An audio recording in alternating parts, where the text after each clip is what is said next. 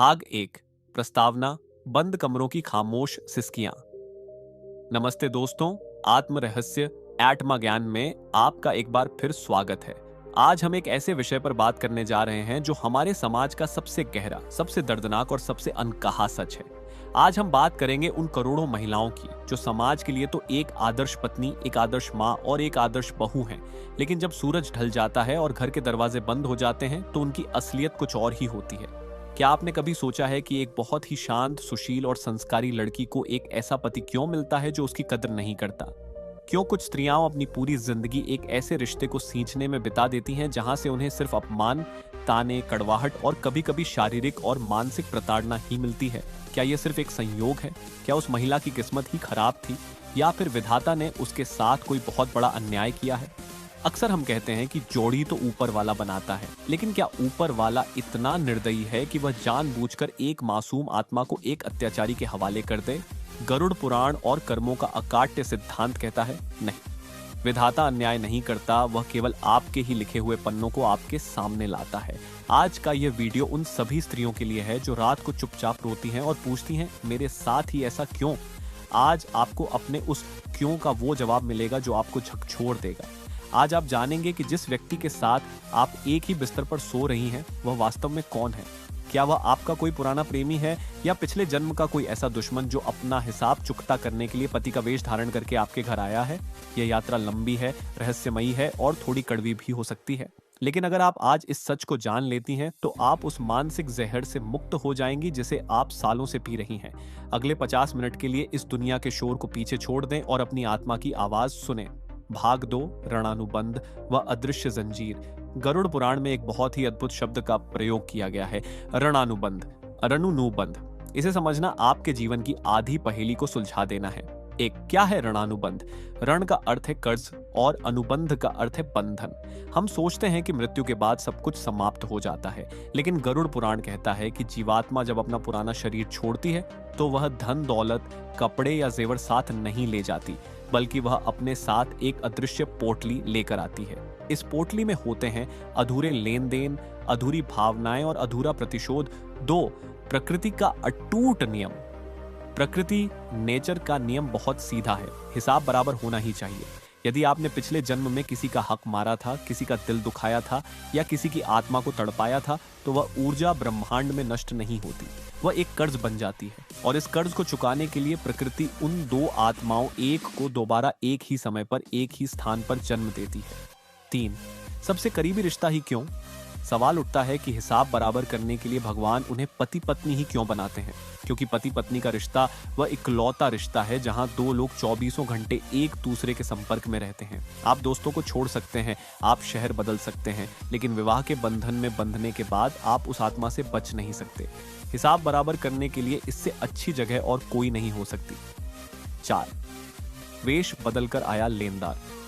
जरा सोचिए, पिछले जन्म में वह व्यक्ति शायद आपका नौकर था जिसे आपने बहुत मारा था, या शायद वह आपकी कोई ऐसी रिश्तेदार थी जिसका धन आपने हड़प लिया था।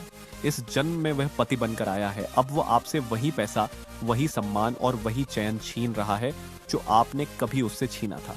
फर्क सिर्फ इतना है कि अब आप भूल चुकी हैं, लेकिन आपके कर्मों का खाता, चित्रागुप्त की रजिस्टर नहीं भूला है। आप जिसे अपना दुर्भाग्य कह रही हैं, वह दरअसल आपके ही पुराने कर्ज की किस्त है। भाग 3, रिश्तों के प्रकार, अपना बंधन पहचानिए। गरुड़ पुराण और अन्य शास्त्रों के अनुसार वैवाहिक संबंधों को 4 प्रमुख श्रेणियों में बांटा गया है। आप ध्यान से सुनिए और देखिए कि आपका रिश्ता कहां फिट बैठता है। 1, शत्रु और आर्न, द एनिमी डेट, सबसे कष्टकारी। यह वह रिश्ता है जहां एक स्त्री सब कुछ सही करती है, लेकिन बदले में उसे सिर्फ दुख मिलता है। दृश्य, पत्नी बीमार है, लेकिन पति उसकी मदद करने के बजाय उस पर चिल्लाता है। वह दिन भर मेहनत करती है, लेकिन पति उसकी तुलना दूसरों से करके उसे नीचा दिखाता है। सत्य, यह पिछले जन्म का घोर शत्रु है। आपने इसे इतना सताया था कि इसकी आत्मा में प्रतिशोध की आग आज भी जल रही है। अब वह बड़े हक से आपको पीड़ा दे रहा है ताकि उसका पुराना दर्द कम हो सके। 2, आर्थिक ऋण, द फाइनेंशियल डेट, धन की वसूली। क्या आपकी शादी के बाद से ही आपकी सेहत खराब रहने लगी और आपका सारा पैसा दवाओं में जा रहा है, या आपका पति आपकी पूरी कमाई जुए, शराब या बेफजूल की चीजों में उड़ा देता है? सत्य, पिछले जन्म में आपने उस आत्मा का धन लिया था या उसे आर्थिक रूप से बर्बाद किया था। अब वह पति के रूप में आकर बड़े अधिकार से आपकी जेब से वह पैसा निकलवा रहा है। जिस दिन हिसाब पूरा होगा या तो वह सुधर जाएगा या वह रिश्ता ही खत्म हो जाएगा। 3. उदासीन आरणन, द न्यूट्रल बॉन्ड, खामोश जेल। ऐसी शादियां जहां कोई लड़ाई नहीं है पर कोई प्यार भी नहीं है। दोनों एक ही छत के नीचे अजनबियों की तरह रहते हैं। सत्य, पिछले जन्म में आपका उनके साथ कोई गहरा लेन देन नहीं था, बस एक हल्का सा संपर्क था जो अधूरा रह गया था। प्रकृति ने आपको साथ बांध दिया है ताकि आप उस समय के कोटे को पूरा कर सके। ये एक ऐसी जेल है जहां सजा तो नहीं है पर रिहाई भी नहीं। 4. सखारण, द पायस बॉन्ड, पुण्य का फल। यह उन स्त्रियों को मिलता है जिनके पुण्य बहुत प्रबल होते हैं। दृश्य, पति जो आपकी आंखों में आंसू नहीं देख सकता, जो आपकी हर छोटी जरूरत का ख्याल रखता है। सत्य, यह पिछले जन्म का कोई ऐसा मित्र या शुभ चिंतक है जिसकी आपने निस्वार्थ भाव से सेवा की थी। अब वह आपकी ढाल बनकर आपके जीवन में आया है। भाग 4, क्यों महिलाएं ही ज्यादा तड़पती हैं? आध्यात्मिक रहस्य, यह सवाल अक्सर पूछा जाता है, क्या भगवान ने महिलाओं को ही दुख सहने के लिए बनाया है? गरुड़ पुराण में इसका उत्तर बहुत गहराई से दिया गया है। स्त्री को शक्ति का स्वरूप माना गया है।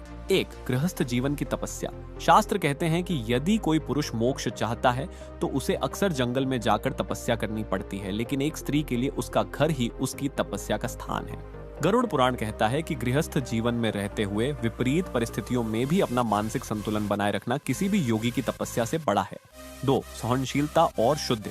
महिला के पास जन्मजात सहन शक्ति पैटियंस अधिक होती है। जब एक स्त्री संघर्षपूर्ण विवाह में रहती है तो वह अनजाने में अपनी आत्मा की अशुद्धियों को जला रही होती है। जैसे सोने को कुंदन बनाने के लिए आग में तपना पड़ता है, वैसे ही आत्मा को शुद्ध करने के लिए उसे इन कष्टों से गुजरना पड़ता है। 3. महान आत्माओं का चुनाव। सुनने में अजीब लगेगा, लेकिन कभी कभी महान आत्माएं स्वयं कठिन परिस्थितियों का चुनाव करती हैं। वे जानती हैं कि एक आरामदायक जीवन उन्हें आलसी बना देगा और वे कभी मोक्ष की ओर नहीं बढ़ पाएंगी। इसलिए वे एक कठिन पति चुनती हैं ताकि उनका अहंकार टूट सके और वे ईश्वर की ओर मुड़ सकें। 4. मीरा और तुलसीदास का उदाहरण। मीराबाई ने जौहर का प्याला पिया क्योंकि उनके ससुराल में उन्हें प्रताड़ित किया गया, लेकिन उस दुख ने ही उन्हें कृष्ण से मिला दिया। तुलसीदास जी को उनकी पत्नी ने ही ताना मारा था। अगर उनकी पत्नी ने उन्हें प्यार से गले लगा लिया होता तो क्या आज हमें रामचरितमानस मिलती? नहीं। भाग 5, यमराज की अदालत और स्त्री के कर्म। गरुड़ पुराण में यमराज की सभा का वर्णन है। वहां जब आत्मा पहुंचती है तो चित्रगुप्त का रजिस्टर खुलता है। 1. क्या वहां स्त्री और पुरुष अलग हैं? नहीं, यमलोक में लिंग जेंडर का कोई महत्व नहीं है, वहां केवल जीवात्मा होती है।